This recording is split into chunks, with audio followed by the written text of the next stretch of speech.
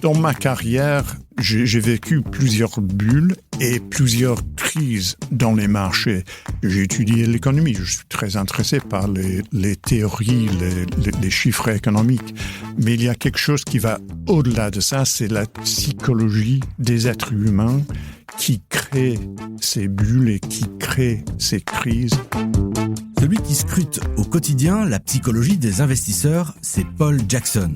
Cet économiste britannique a traversé plus de 40 ans de marché sans perdre son sang-froid. Le crack de 1987, la bulle Internet ou encore la crise des subprimes, il les a toutes vécues depuis les salles de marché de Londres et de New York. Originaire du Yorkshire et issu d'un milieu ouvrier, Paul Jackson ne se destinait pas du tout à la finance avant de découvrir l'économie à l'université, puis de débuter sa carrière chez Morgan Stanley à la fin des années 80. Il y devient à la fois économiste, analyste quantitatif et stratège et apprend vite à lire les marchés en temps réel, bien avant l'arrivée d'Internet et des flux d'informations instantanés. Dans cet épisode de Tracker Plus, il nous raconte son souvenir très précis du lundi noir de 1987, ces journées où il craignait de voir se répéter la Grande Dépression avant d'assister au rebond spectaculaire des marchés. Il revient aussi sur toutes les bulles et crises qu'il a connues et sur ce qu'elles lui ont appris. Le poids de la psychologie des investisseurs et la difficulté de capter les vrais changements de sentiments.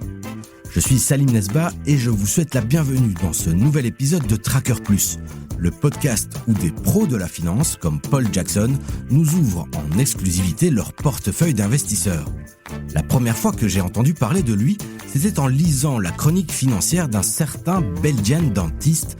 Paul Jackson va nous dire pourquoi il se cachait derrière ce surnom, choisi pour piquer la curiosité des investisseurs, car il faut parfois être un peu provocateur pour être entendu.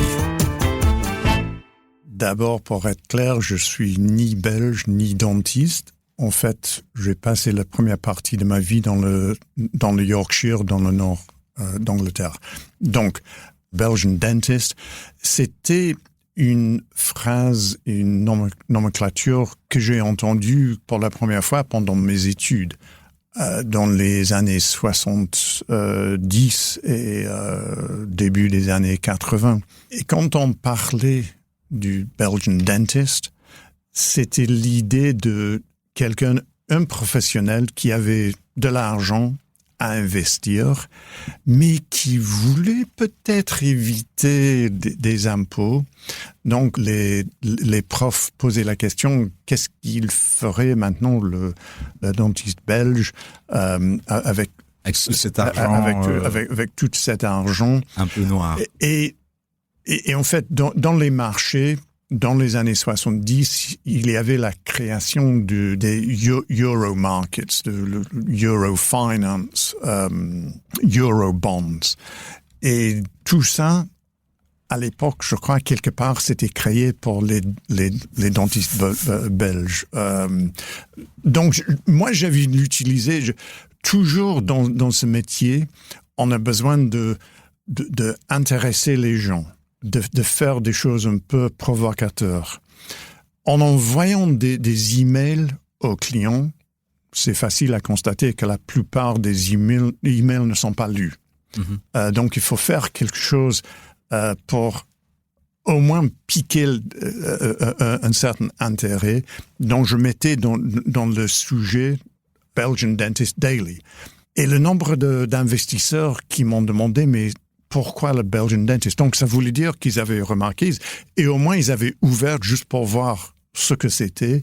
Et oui ou non, ils étaient intéressés par ça. Ils se sont abonnés à cet email.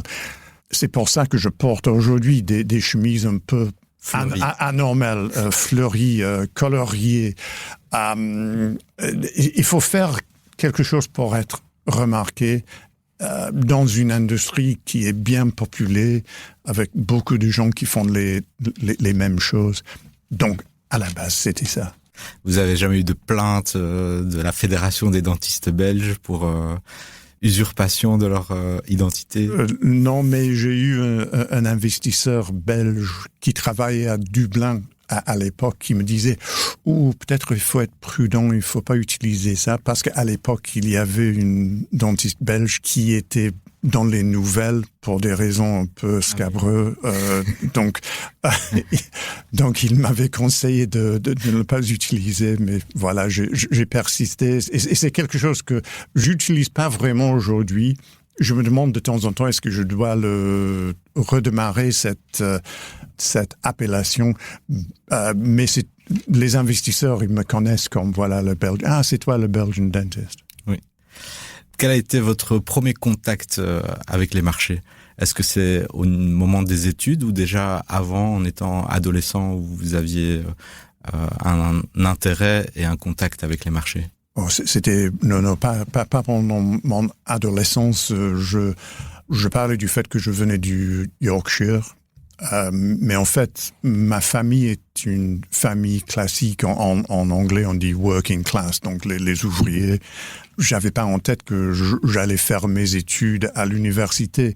À l'âge de 12, 13 ans, mes ambitions, c'était plutôt, voilà, si j'arrive à être une charpentier, une plombier, ça sera le maximum. Et ces métiers-là, ils sont hyper bien rémunérés ces jours-ci, donc peut-être j'aurais dû le faire. Mais le monde du finance, les marchés financiers, c'était pas quelque chose qui impactait ma vie à ce stade. À l'âge de 16 ans, j'ai commencé à étudier l'économie. Donc, oui, il y avait peut-être un certain intérêt, et puis à l'université, ça commençait. Mais c'était vraiment quand j'ai démarré ma carrière à l'âge de 25 ans, après avoir fait la maîtrise, c'était à ce stade-là que je me suis lancé vraiment dans les marchés. J'avais pas de l'argent à investir moi-même en étant étudiant, j'étais plutôt dans la dette, j'étais endetté. Donc c'était à ce stade-là. J'avais commencé ma carrière chez Morgan Stanley. J'avais démarré dans le parti corporate finance parce que j'en avais marre de l'économie. Je pensais que je voulais faire quelque chose d'autre. Après 6 mois, je me suis dit, peut-être finalement l'économie n'est pas aussi mal que ça. Donc j'ai changé de chemin. J'avais un travail qui était quelque part économiste, quelque part analyste quantitative et quelque part stratégiste. C'est vraiment là que j'ai approfondi mes connaissances des marchés. Et là, c'est à Londres, alors C'était au début à Londres. J'ai commencé en 1986, et en 1991, on s'est déménagé à New York pour devenir gérant. Donc, avant ça, c'était plutôt la partie recherche, et à partir de 91, je suis devenu gérant à New York. Tout comme Frédéric Leroux, le gérant de Carmignac que vous avez entendu dans l'épisode 107 de Tracker Plus, Paul Jackson a mis un pied dans la finance juste avant l'une des plus grandes secousses boursières de l'histoire.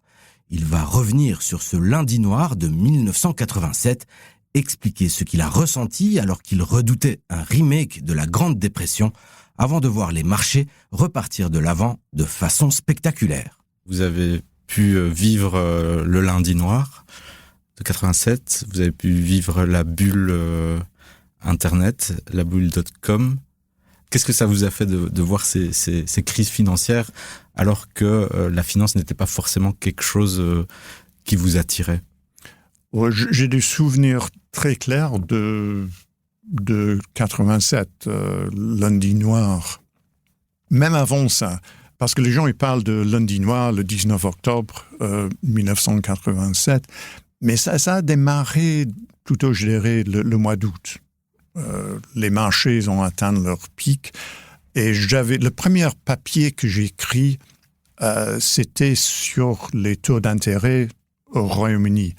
Il y avait un problème d'inflation, et donc j'avais prévu qu'il y aura une augmentation des taux d'intérêt. Et là, je crois, quelques jours après, les taux étaient augmentés par 1% par la Banque d'Angleterre. Et c'était à cette époque-là, le mois d'août, que les indices mondiaux touché le sommet. Ils avaient touché le sommet, commencé à descendre, mais c'était une descente assez douce, assez longue, jusqu'au mi-octobre. Et mi-octobre, les choses ont commencé à se fortement dégrader. Vendredi 16 octobre, je crois que le marché américain a descendu 10%, parce qu'il y avait le marché londonien était fermé ce jour-là à cause des orages. Il y avait un ouragan qui arrivait en Angleterre, donc le marché était fermé. Le lundi matin, on s'est rattrapé cette baisse de 10%. Et donc, on pose la question, est-ce que ça, c'est la fin? Oui, non, c'était pas la fin, parce que ce jour-là... À 15h, Wall Street perd 20... Le marché américain a perdu 22% dans un jour. Ouais. C'est incroyable. Et j'avais des souvenirs de regarder le déroulement de cette baisse américaine. J'ai resté au bureau jusqu'à la fermeture de la bourse américaine. Et je me suis dit, il y aura une dépression. Parce que j'avais étudié l'idée, toutes ces idées d'une impact, je ne sais pas comment le dire en français, mais a wealth effect. Donc, on perd de valorisation dans les portefeuilles et donc ça impacte notre désir de dépenser de l'argent, ça augmente le taux d'épargne. On attendait tous qu'il y aura cette espèce de dépression parce qu'on avait étudié le problème des années 30 et la chute de la bourse américaine qui a démarré en 29. Mais en fait, c'était pas le cas. Il y avait quelques jours, peut-être un mois de volatilité qui suivait. Et puis, les choses se sont reprises. La Fed avait soutenu les marchés, avait baissé les taux. Et les 12 mois qui a suivi cette baisse étaient très bonnes pour les investisseurs. Donc, ça m'a beaucoup impacté à cause de cette peur de dépression que, voilà, je viens de commencer ma carrière et déjà c'est terminé. Mais aussi, c'était très intéressant qu'il y avait cet rebond. Et dans ma carrière, j'ai vu plusieurs bulles, et je crois qu'on observe plusieurs bulles aujourd'hui, mais j'ai vécu plusieurs bulles et plusieurs crises dans les marchés. Et donc, je m'intéresse beaucoup parce que j'ai étudié l'économie. Je suis très intéressé par les théories, les chiffres économiques. Mais il y a quelque chose qui va au-delà de ça, c'est la psychologie des êtres humains qui crée ces bulles et qui crée ces crises. Et je trouve que c'est ça qui est le plus difficile à mesurer et à juger les moments vraiment de changement de sentiment. C'est vachement difficile à juger, mais c'est très important dans mon métier. Oui, et c'est des indicateurs aussi qui sont parfois extérieurs au marché. La majorité de nos auditeurs, ils étaient à peine nés ou pas encore nés au moment du lundi noir, mais vous avez même le souvenir de la météo qui faisait 3 jours avant. Alors je vais en profiter peut-être pour vous poser quelques questions par rapport à cette période-là. Donc votre employeur était américain. Comment ça se passait pour avoir les informations de Wall Street? C'était par téléphone qu'on avait les informations les plus directes ou vous aviez des telex ou parce qu'aujourd'hui on met CNBC et on est en temps réel à Wall Street. Telex, c'est quoi ça? On avait des pigeons. Non. Il y avait plusieurs façons d'avoir les informations. D'abord, il y avait des services comme Reuters qui n'étaient pas aussi développés qu'aujourd'hui. Et entre-temps, il y a Bloomberg qui est devenu un vrai concurrent. Mais à l'époque, Reuters, c'était le service quelque part... Information financière. Oui, information financière, mais les cotations en temps réel. Donc, sur les devises, sur les marchés actions, les taux, ça, c'était tous sur Reuters et toutes les informations sur l'économie, tous les chiffres économiques. Quand je parlais du de regarder la baisse du marché américain, c'était sur mon écran Reuters, où j'avais l'information. Mais sur le floor, le trading floor, on a des systèmes qu'on appelait à l'époque, je ne sais pas si ça s'appelle toujours comme ça, Hoot and Holler, qui passaient direct de New York à Londres et autres endroits. Une fois que les gens arrivaient dans le trading floor à New York, on les entendait. Donc, il y avait des bruits. On avait l'impression que c'était Wall Street. Il y a beaucoup d'activités. Il y a des gens qui vendent, des gens qui achètent à tous les coups. On pouvait juger par le volume qu'il y avait quelque chose qui se passait. L'ambiance. Oui, il y a l'ambiance dans le trading floor à New York qui passait à Londres. Et ça, c'était que le trading floor de Morgan Stanley à New York. Mais quand même, il y avait un bruit assez important, mais il y avait des oscillations, il y avait des périodes plus calmes et des périodes avec beaucoup d'activités. Par exemple, mon job était, il y a une chiffre économique qui tombait, c'était à moi de faire des annonces sur le Hoot and Holler pour que tout le monde à Londres pouvait avoir les informations et je faisais une petite analyse. Donc, on avait plusieurs façons. Le téléphone, oui, c'était très important. Et bien sûr, on n'avait pas l'Internet. Mm-hmm. À ce stade-là, je crois que le fax venait d'être introduit. Le fax n'a pas duré, à part dans les banques françaises, mais le fax n'a pas duré longtemps. On est passé assez rapidement sur le email, mais fin des années 80, il n'y avait pas de email. On avait à peine des téléphones mobiles. Mm-hmm. C'était comme des briques. Mm-hmm. Il n'y avait que les chefs de trading qui les avaient. Donc la communication était pas aussi instantanée qu'aujourd'hui. Et ça explique aussi pourquoi, quand on voit certains volumes, on l'avait vu notamment quand il y avait eu l'affaire GameStop, quand on voyait un peu les volumes qu'il y avait sur ces valeurs-là et leur origine dans le monde, c'est des choses qui sont possibles aujourd'hui parce qu'on est beaucoup plus interconnectés et qu'on a des outils de communication beaucoup plus développés. Ouais. Place au scan du portefeuille de notre invité de la semaine.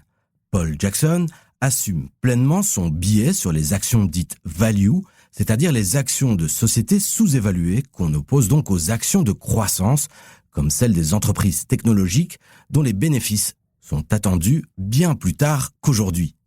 Il préfère donc acheter bas et vendre cher, et il se méfie des thématiques jugées trop chères comme l'intelligence artificielle, l'or ou les crypto-monnaies. Alors, par rapport à votre profil d'investisseur, déjà, quel est-il et qui vous a initié à la bourse? Donc, pour souvenir, je suis du Yorkshire, dans le nord d'Angleterre. Les gens de Yorkshire, ils ont une réputation d'être, je dirais, prudents avec l'argent. Donc, moi, comme investisseur, ça se reflète dans une bien vers le value. Donc, je préfère d'acheter des classes d'actifs qui ne sont pas chères. J'ai une idée qui est un peu, peut-être c'est pas le thème d'aujourd'hui, mais je préfère d'acheter bas et vendre cher.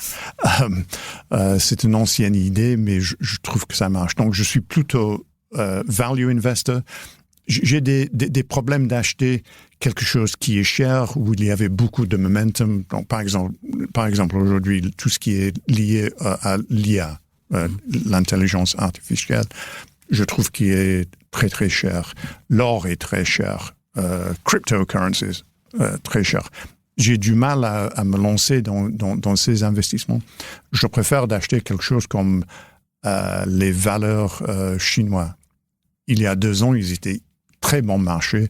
Aujourd'hui, je crois qu'il reste bon marché après avoir surperformé pendant 2 ans. Mm-hmm. Donc, quelque part, c'est cette formation dans tout ce qui est value qui biaise mes investissements. Et aussi, j'essaie de focaliser sur le long terme au lieu de chasser et poursuivre toutes les tendances. je préfère de focaliser sur une période d'investissement, dans mes propres investissements de 5, 10, 20 ans. Et pas de me concerner avec ce qui va se passer demain. Et est-ce que, par exemple, dans votre portefeuille, il y a encore des valeurs que vous avez depuis une vingtaine d'années, par exemple? Moi, je préfère de ne pas rentrer dans les détails des valeurs individuelles. J'ai été toujours quelqu'un qui raisonne au niveau indiciel. Donc, dans mes portefeuilles, c'est principalement... Donc, j'ai ma maison, donc ça, c'est un investissement très important.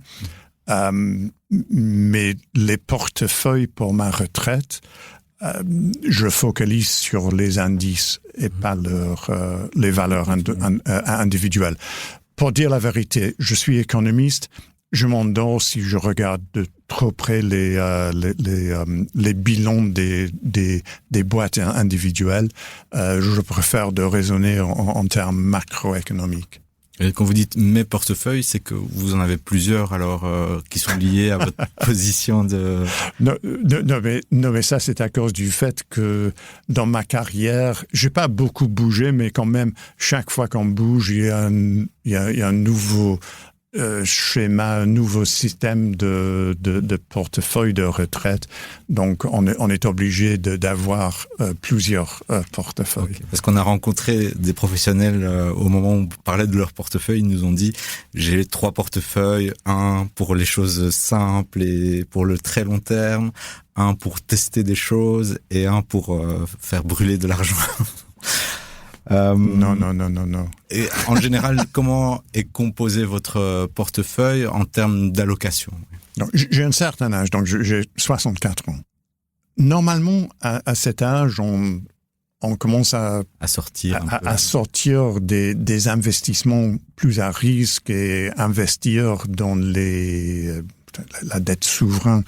Mais moi, dans mes portefeuilles pour la retraite, d'abord, j'espère de continuer à travailler au moins jusqu'à l'âge de 70 ans. Donc, j'ai quelques années devant moi. Mais j'espère imaginer que j'ai peut-être 20 ans de vie devant moi. Et dans cette perspective, je préfère de rester investi dans les actions et dans l'immobilier avec la maison, par exemple. Donc, j'ai très peu d'obligations dans mes portefeuilles, plutôt actions, et réparties mondialement, mais sous-pondérées aux US, parce que je trouve que c'est trop cher, surpondérées en Europe et dans les marchés émergents, et parce que je suis britannique, il y aura toujours une partie importante britannique dans mes investissements à cause du devise. Et c'était au Royaume-Uni que j'allais dépenser mon argent. J'entends qu'il y a beaucoup de prudence dans votre manière de travailler, dans votre manière de composer votre portefeuille. Est-ce qu'il y a un conseil qu'on vous a donné dans votre carrière qui est toujours avec vous, en fait, auquel vous vous référez souvent? Oui, de ne pas s'en occuper avec ce qui n'est pas dans votre portefeuille. Donc, rester concentré sur ces investissements. Oui, et de ne pas avoir peur du fait qu'il y a d'autres investissements qui performent très bien. Si on a cette façon de travailler, voilà, il y a quelque chose qui part à la hausse. Ah, je veux ça. Donc, on vend quelque chose dans lequel on croyait pour racheter quelque chose simplement parce qu'il y a un peu de momentum. Et donc, on est poussé dans tous les sens. Il faut avoir des investissements dans lesquels on croit. Et si on est confiant on a la confiance qu'il y aura un retour sur investissement correct, il faut rester avec ses idées et ignorer le reste. Et c'est comme ça qu'on peut dormir la nuit. On aura compris le très précieux message de Paul Jackson aux jeunes investisseurs. Concentrez-vous sur vos convictions et arrêtez de vous comparer au portefeuille des autres. Avant de nous quitter, notre invité de la semaine a, comme le veut la tradition de notre podcast, une question à vous poser. Il y en a même 2 en vérité. C'est donc le moment de la question au tracker de l'écho, question à laquelle vous pouvez répondre en nous écrivant à l'adresse podcast@leco.be ou en rejoignant notre groupe Facebook Les Trackers de l'écho. Je veux demander au tracker de l'écho, 2 questions. D'abord, est-ce que vous pouvez m'expliquer pourquoi vous êtes tous très intéressés par les cryptocurrencies, les devises de crypto? Moi, je ne le comprends pas. Peut-être que je suis trop vieux, donc c'est peut-être une question pour les jeunes. 2e question. Qu'est-ce qu'il y a dans votre vie qui vous rend heureux? Les études suggèrent que plus qu'on est heureux, plus qu'on est capable de prolonger notre horizon d'investissement. Et avec une prolongation de l'horizon d'investissement, on est moins tenté de faire beaucoup de trading et de rester avec nos propres idées et les investissements de conviction. Donc, qu'est-ce qu'il y a qui vous rend heureux? Envie de répondre à Paul Jackson ou d'entrer en contact avec nous et tous nos auditeurs? Rejoignez notre groupe Les Traqueurs de l'écho sur Facebook ou écrivez-nous à l'adresse podcast@leco.be. On se retrouve la semaine prochaine pour un nouvel épisode de votre podcast préféré. C'était Salim Nesba au micro et Julie Garrigue ainsi que Louise Pinchard à la réalisation.